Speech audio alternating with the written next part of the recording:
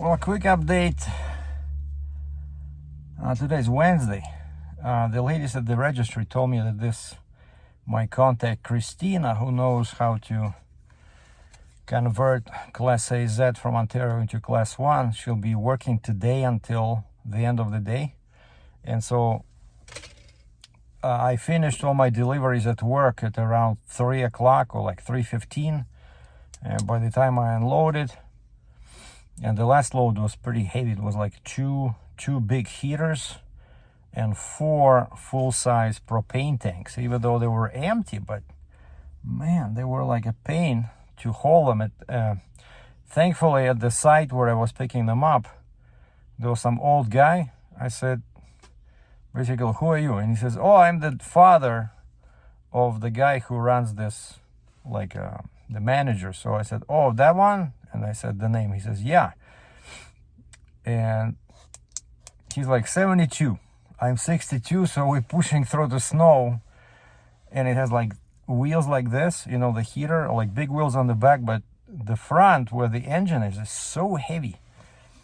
And for some reason, they parked it probably, I don't know, like 7 meters, 20 feet away from the gate, and we had to drag it through the snow, and there's like ruts in there because it snowed overnight here.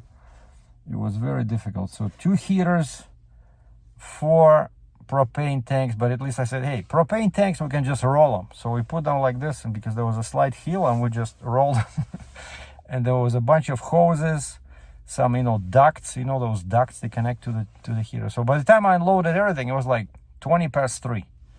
And I asked him, you have anything else for me? Because sometimes they do, right? At the end of the day, they said no. So I walked around, checked the other equipment, where everything is, so that I know for the next time. Read the contract, like delivery drivers' duty responsibilities. And it was like quarter to 4. I said, can I go a bit early? I said, I have to get to the registry. And sometimes they have big lineups and they close at 6. And they said, yeah, no problem. So I checked out on the computer, came here, opened the door. Right away, I see there's no Christina. So I asked one of the clerks, I said, I was told she would be working today. And they said, no, today she was opening, which is like 8 or 9. And because of that, she left at 4. I said, I need to catch her. When is she working at this time, after 4? And they said, tomorrow. Tomorrow she's coming in at 10:15 and she'll be here until the closing time of 6. Okay, so we're going to try my luck tomorrow, but I got all my arguments in a row because I got proof. First of all, I found my old Ontario driver's license issued in 2010, valid until 2016. Okay, and then I have a driver abstract 2017, shows class was AZ, class 1. In 2017, I have proof I had AZ. In 2019, I have proof that I had AZ. In 2021, another driver abstract, it shows class AZ, right? In 22, guess what? AZ. And then 23 is missing, right? Because I moved to Alberta in October 22. And then we have 24, and all of a sudden on the driver abstract dated February 26, 24, it says GZ, which is class 5 with air brakes, right? And then I have the driver license history, where on the last page they say April 11th, 23, change of class A to G. So that should give them enough reason, because all they want to see is that I held class 1 or AZ with less than 3 years ago, right? Because if it's over 3 years, it's much more difficult to restore it. But if it's less than 3 years when it expired, last year, April 23, it's even less than a year, right? Wait, let me double check. So now it's March, right? And the class was changed on April 11th, 23. Yeah, it's less than a year. So it should be, even Ontario says if it's less than 12 months, it's basically just paperwork. You know, there's no test, nothing. So tomorrow is March 21st. We are still within a year. Okay, a couple of problems at work. Not my fault, but you know, quite often, and I noticed this when I was in training with this other lead driver. Quite often, I was kind of like surprised that we would leave everything like there's nobody there. We would double check that, let's say, the house we're supposed to, like, you know, a new house being built, because these are like smaller contractors, right? So let's say there's already ready houses, people are living, but then smack in the middle there's one you can see it's brand new because there's no, it's all plywood, right, on the outside, basically like a basic structure, and there's nobody around. And so we just dropped that scaffolding where they told us, let's say, in the garage or in the front or in the back or whatever. And 9 out of 10, there's no people. So there's nobody to sign your bill of lading. You know, what I'm used to as a trucker, I cannot leave until I get a signature, unless the broker gives me specific instructions. Yeah, just write down that as per, you know, Mr. James, you know, Baldwin, whatever, equipment left in this location, you know. So because I know when I would send all my paperwork to my factoring company, right, that was paying me for the trip, they need proof of delivery, POD, and POD is clearly signed and eligible with the legible signature bill of lading, not an invoice, not a packing slip, a bill of lading signed and dated with a printed name. When they know, okay, you know, Jeff Smith signed up for it, you know, signed for it or signed off on it. And so here it was, to me, it was, you know, felt a bit weird. And so now when I'm doing deliveries by myself, right, so what they teach us is that before you leave the yard, after you load it, you run the route on Google Maps or whatever, you know, app you're using, so that you know the distance and approximate time it'll take you to arrive there. And then there's always a cell number, you know, like direct line to the customer on the bill of lading. So then you call them. If they're not answering or there's voicemail, you just text them, because it's always a cell phone. Because these are all construction guys, right? And so you text them, and they already have a pre-formatted text on the phone which says, hey, this is such and such rental company. We are on our way to your location. And then at the bottom, all I have to do is just type in ETA. And I put in, let's say, I don't know, 40 minutes, or I put in actual time, you know, let's say now it's 4:15 and it'll take me half an hour. So let's say 4:45, you know, but of course we're not delivering after 4, but you know, that's the idea, right? And so I call the guy when I'm still sitting in the yard, and I had the generator, like a small generator on rails, you know, it's like, I don't know, maybe 4 feet, 4 by 3 by 3, and it has rails underneath, and you just slide it on the ground, you know, like a small one. And I call the guy, and he says, yeah, just put it in the back. And so I arrive there, I see there's a new construction right on the corner. I check the address, there's nothing. But I look at the previous house, I see that the number is 4 units less. And usually in Calgary, for some reason, they don't have, like, you know, 55, 56, 57. They have like 55, 59, 63 for some reason. It's either 4 or sometimes even 5 units missing. I don't know what's the plan, but... And so usually I see if that one is, let's say in this case, let's say I was supposed to drop off at 34, you know, Jameson Street, right? I look at that house, it says 31. Okay, so then what I do is I walk across the street where this, you know, because it was like an intersection, right? So I walk across the street to check what the house numbers are on that side. And it's, so it was like 31, then nothing here, and then like 37, you know? Then I know that this house is mine, right? So I did my research, like I walked actually, right? But there's no numbers, nothing on the front Usually they spray paints a number at the bottom there. No, nothing in windows on the second floor. So I call the guy just to say, hey, is this the house on the corner of this street and this avenue? He says, yes. So I said, where do you want me to drop it? He says, well, there's an alley in the back. Just drive in there. And he says, just put it out of the way so that it cannot be seen from the pavement, because, you know, the house is on the corner, so there's a sidewalk there, so people are walking sometimes, right? Okay, I drive in there. I see a big garbage container, you know, one of those humongous ones that roll-off trucks carry. And the rear of the house is open because it's still, you know, its basic structure is up, but it's all plywood and there's no doors, you know, like it's a double garage in the back, but there's no doors. They're not built yet. And so I dragged that generator. So I put my tailgate down and I dragged the generator. I still remember it was, you know, it's pretty heavy. It's probably, I'm thinking if my kettlebell is 70 pounds, this was slightly heavier than that, probably 80, 90 pounds, easy. So I drag it and I dragged it inside the doorway where, you know, like inside the doorway, and it's hidden by the container kind of, you know. And that's it. And then I show up this morning to pick up the paperwork for my first delivery, and dispatcher says, oh, did you deliver the generator for this guy over here? And I only delivered once so far, I think, and so I remembered right away, you know, I remember that container. I remember that how I was walking around, crossing to the other street. So I did due diligence, right, to make sure this is the proper house. I called the guy, he confirmed this is the house. So they're saying they cannot find the generator.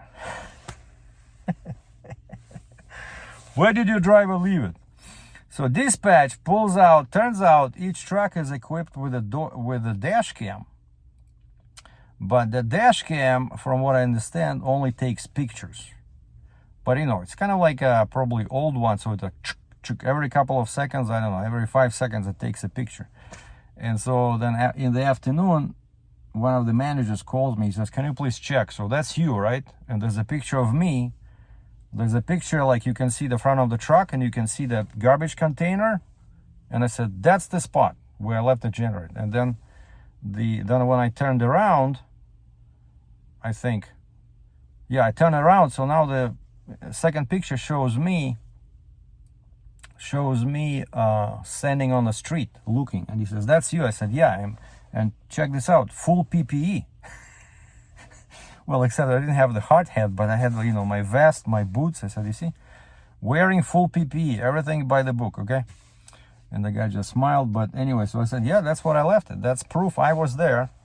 Like, why would I leave it, you know, somewhere else? But, and then he even found some guy. He says, you talked to this guy? And I said, what guy? And then I remembered there was some worker walking by, and I asked him if he works for this company that I was delivering for, and he said no, he's like a painter or something, like a different crew, but the same house, you know. And so now they have a witness, because they have a picture, they have a witness that I was there, you know.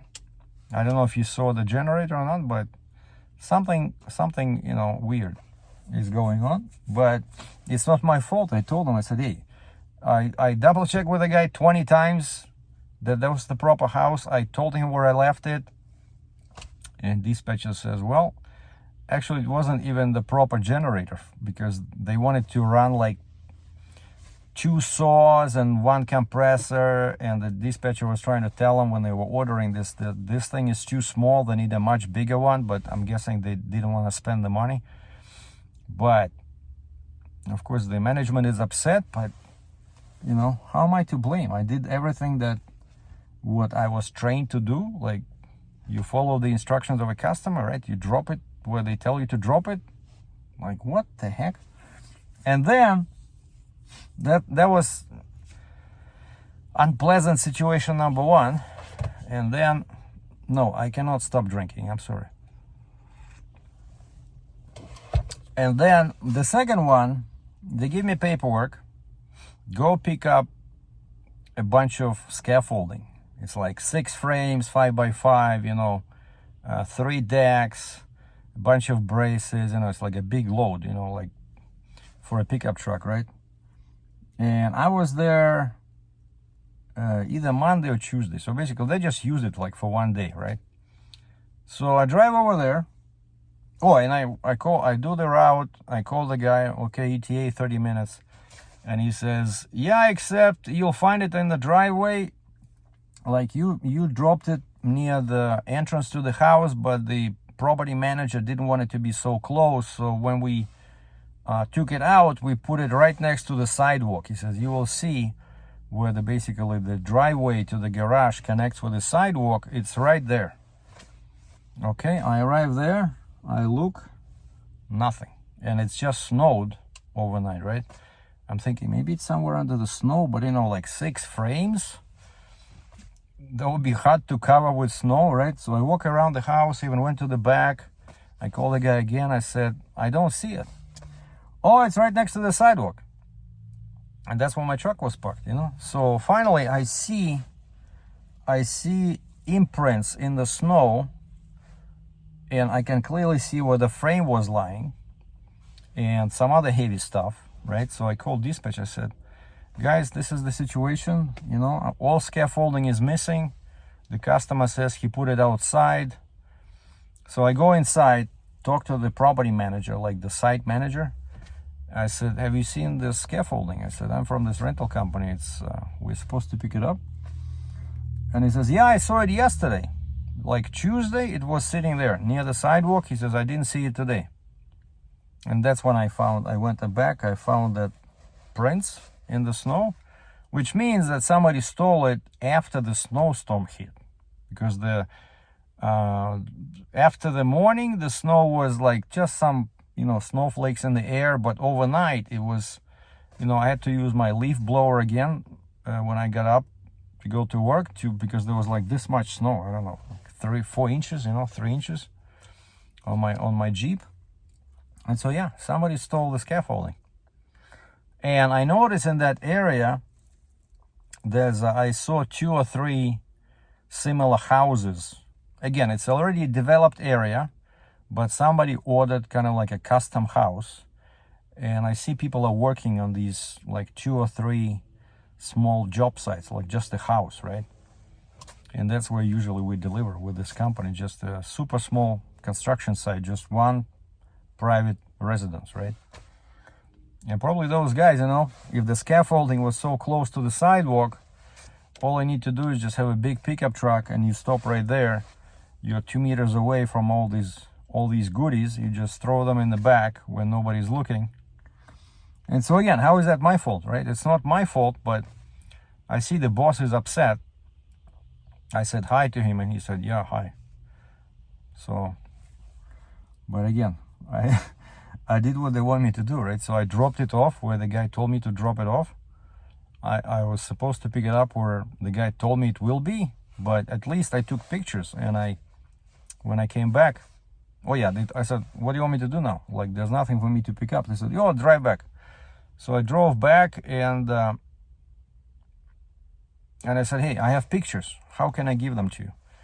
And he gave me the email address for the, main email box of the company. So I sent him, and right away he could see them on his big screen monitor. And I said, yeah, you see imprints in the snow. That's where it was. And you can see in the background, you can see my truck with the company logo. So basically we are there. The scaffolding left prints in the snow. The scaffolding is gone, right? So, but a bit still unpleasant, right? Because I don't know. What cheap people would steal scaffolding? It's super heavy. Each frame, 5 by 5, 5 feet by 5 feet, weighs about 50 pounds, and there were 6 of them, right? Each deck, 10 feet long, weighs about 50 pounds. And they're very awkward to carry because they have, they're shaped like this. The deck, and then there's like little walls, like railings. And then there's braces. Okay, those are aluminum, they're light. And there was a bunch of those, like probably 6. And then probably some casters or wheels, Like it was a big load, I was driving and I was thinking, man, I'm gonna work like a horse now.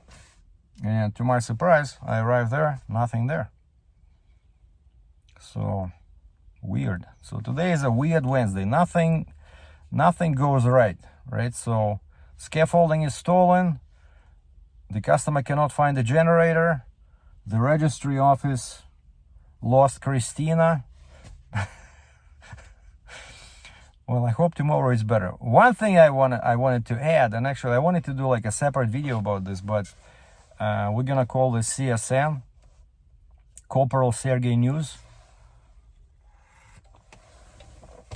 I wanted, because today, when I came in, and Monday, Tuesday, I drove that old Ford F-350, right? Diesel 6.7. I don't think it's a Cummins, but it's, like proprietary Ford engine. But it's diesel, right? Because that one was like a monster, and the exhaust and the sound of the engine were like, really great. And so I came in and I said, okay, where's that truck number 1? And they said, oh, no, actually there's like a cable on the back, like the tailgate, and there's 2 pins with springs, and they go in to lock the gate. There's like holes in the wall, and the tailgate has 2 of these pins. Like, so basically when you push it in, those pins go into those holes, and then you push the the little lever that up and down, you push it slightly down, so that puts pressure on these pins and it's locked. And so there's a cable there that you're supposed to pull to move these pins in so that you can lower the tailgate. And when I was using it yesterday, at the end of the day, it just snapped, it just broke. And I look at the end, it's all rusted, And when I came to the shop, it was already like 3:30. I said, guys, can you replace the cable, please? All these mechanics. And of course, it was already too late. They were busy with something else. So I showed up this morning, and I went to check on this truck 1, Ford F-350, and I see that cable is still broken. And so I went to talk to the mechanics. I said, guys, maybe you can fix it now. Are you busy? And said, yeah, we'll fix it, but it's not going to be right away. And they said, what do you need? You need to do a delivery? I said, yeah. And they said, oh, take another truck. Okay. And I know that all drivers told me that the best truck is actually a Ram 3500 they have, because it's newer.